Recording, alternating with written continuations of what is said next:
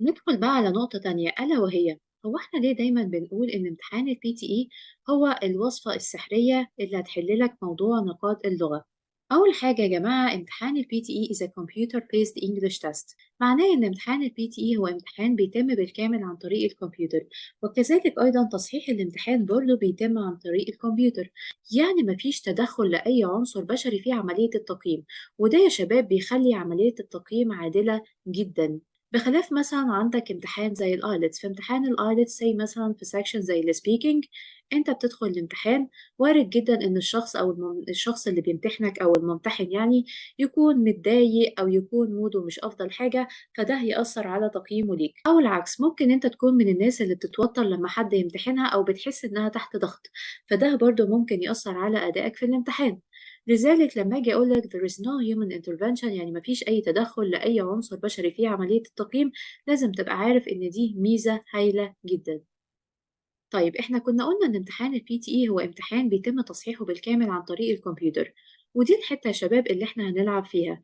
يعني إحنا هنشوف إيه هي الحاجات اللي السوفت وير عاوز يشوفها في إجابتنا ونديها له.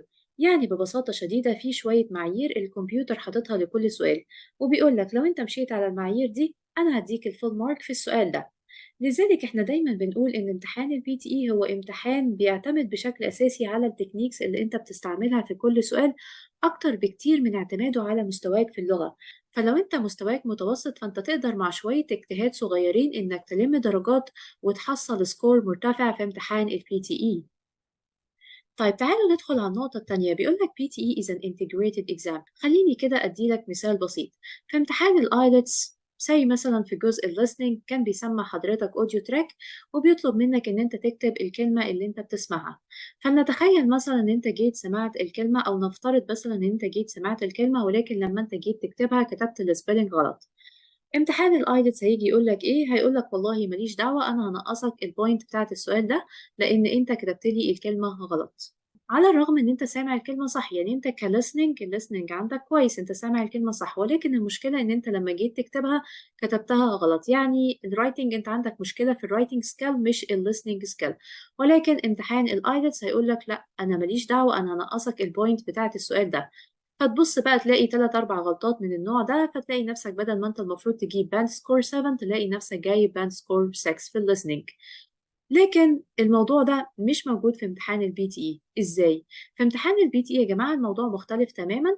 امتحان البي تي اي بيقول لك والله لو انت جيت سمعت لي الكلمه صح ولكن انت جيت كتبتها غلط، فانا هديك الدرجه بتاعتك في الليسننج ولكن هنقصك حته صغيره في الرايتنج لان انت كتبت الكلمه غلط، كتبتها بسبيلنج غلط. فلذلك دايما يا شباب بنقول ان امتحان البي تي اي امتحان فير، امتحان عادل.